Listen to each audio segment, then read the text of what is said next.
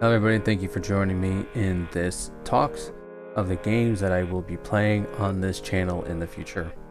This is The Devil in Me, the fourth installment of the Dark Picture Anthology series. And I know this series is a touch and go on people, just because obviously the company who creates it, we've seen what they can do. We know the horror games, we know potential that they can make from when they gave us Until Dawn. I thought The Quarry was good. It was second best to Until Dawn, but I still thought it was good. But then, you know, talking about the Dark Pictures, Man of Medan, the trailer, the Man of Medan is something that it's something I don't ever plan to go back and play. I played it once and I'm done. Little Hope, I did play it twice. That one was a lot scarier. The jump scares got me more. I was more intrigued in it, I will have to say, even though it was another. Because that one was a nice little twist with it being mental. It was a very big surprise. I will say it was a surprise for me. And then when it came to the House of Ashes, we finally got back into monsters. That made me happy. When we got back into monsters, I was very happy. I was very excited to see that we were back in monsters. It did take a while for them to finally introduce it, though. You know, it was slowly working. You saw the shadows, you saw outlines, you saw them in the dark, you fought them that way. And of course, you just thought they were you could tell they were bat creatures. Didn't really know what they were until the very end. But this is the Devil in Me trailer. So I'm going to play it for those who haven't seen it yet. And then I'm going to kind of dissect it a little bit. Talk about what we can see, what it shows, and what it offers as well. So, let's see.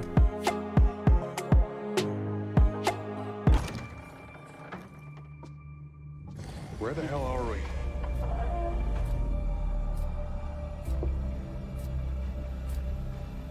Let me get the fuck out of here.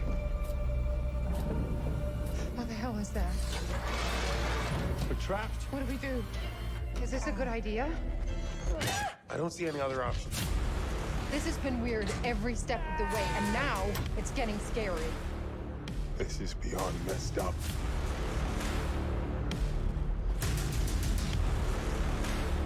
Run! Jamie, over here. Check this out.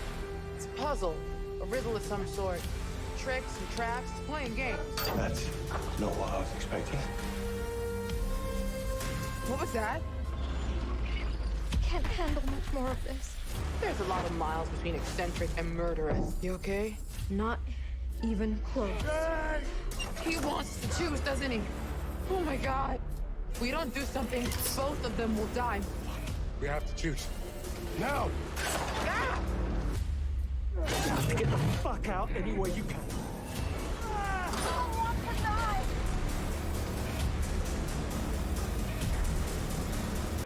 Okay, yeah, so that's the trailer of the game.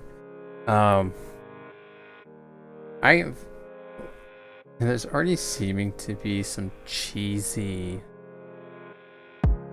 there's dialogue or some acting already in it when whoever, I don't even know, right?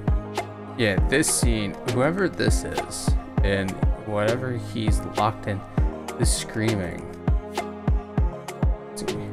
Every step of the way, and now Clearly, whatever the hell that is. To me, that's just, it seems funny because that doesn't, I mean, at least maybe just because it's the trailer, maybe in the game it'll be a little more authentic, but that sounds doesn't sound very serious to me. Doesn't sound scary, it just doesn't sound serious to me, but I could be wrong. I don't know. It'll come down to as what the game is. But you know, going through, as the trailer shows, you know, it has this stuff all on the walls talking about as to what's to come as well. It's a bigger game than the other three. I think the other three you could get like 4 to 6 hours of gameplay. I think you'd be like the 6 with exploring and hunting all the items down. And this, it's 7+. So this last installment is going to be kind of like an Until Dawn Ori length game. Especially if you're hunting for everything. But as you can see as well, this game's kind of themed around like Saw. You're trapped in a house, there's puzzles depending on what you do. You'll save a person or you kill a person. It is pretty interesting. Seeing that you got to do this challenges, you got to go through them. I have no idea. Wonder what this means. Well, this basically means a few. So this, I don't know. I'm not gonna go into dissecting this challenge because you can kind of tell, like, oh, if you flick this, you can go here and here and here, or you flick this and it'll direct. I have no idea. But if what they're promoting in this game is true, it actually does seem pretty interesting. Yeah, 7+ hours of storyline, which is going to be, it's a lot. And of course, one of these things, you know, as you go through it and in these games as well, when it comes to certain people, it also always says sometimes doing nothing is the best thing. So here, I guarantee you a lot of people are probably going to go ahead and actually select which one they want to live. And I bet if you don't select anybody, they'll both live. If they both die, then I'm going to feel stupid when I play it. What else did it go over? You know for a fact too, with that knife through the wall, here's Johnny's going to be everywhere, if it already isn't. But I see they did, and they're using a couple of people from the previous games as well. Or actually, I think it's only 2, because I don't think she's new.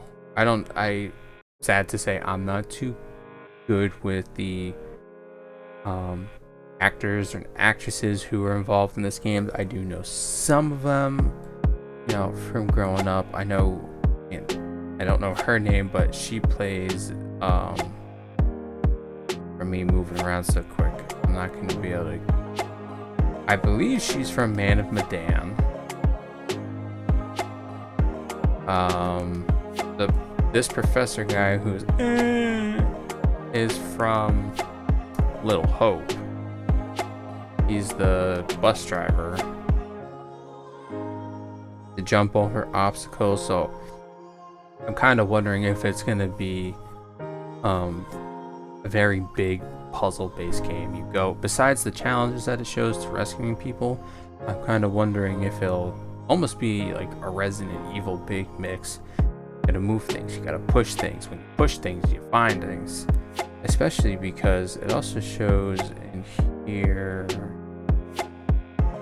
you pick up items. Multiplayer, we know. A little sketchy.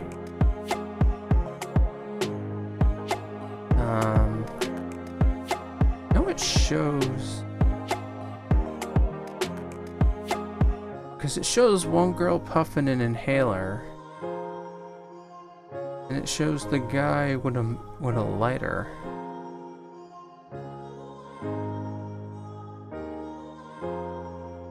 So now these players also have an inventory, and that they can hold up to a max of 4 items.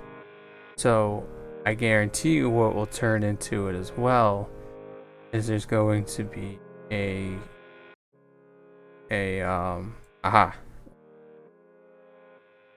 he's got a camera and something else that I can't make out. But I wonder is as you explore and you find these items, if it actually will help you save people. And of course, there might be the right items to grab, and there could be the wrong items to grab.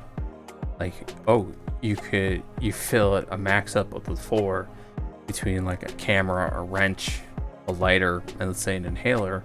But then later on, you know, you find a knife. And it's like, okay, do you get rid of one or do you keep it? And that's the thing. Say you decide to leave the knife behind for whatever reason. Do you know, you get attacked. I don't even know if you can. I have no idea if you're actually gonna see the person who's controlling the murder house, or the person they're showing that's roaming the building with the axe, or just roaming around. Like, I don't know if he'll be attacking you. Like, you know, we'll find out when the game comes out in November. But is he going to get involved in this as well? I'm sure he will towards the end, like, especially if you get everybody out. I'm sure he'll get like probably like some kind of enraged and come after you. But it's gonna be, these are just my own theories and my own like guesses. Like, oh, I wonder if this is going to happen, because that would be pretty interesting to see. You know, oh, you know, you got a camera or whatever this dinky thing is.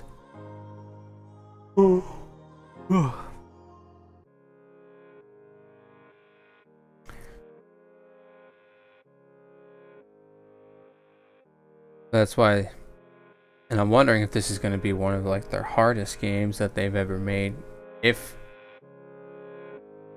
with these challenges, because that's sadly going to reflect whether this game is big or not. I'm gonna say that's for sure. And I'm not looking, I know there's a gameplay trailer. I'm not looking at any gameplay. I don't want to see the gameplay. I want to be surprised. I want to see what happens. Wait, so the name's Aaron and Kate. Kate's the redhead. Aaron's brunette in the yellow sweater.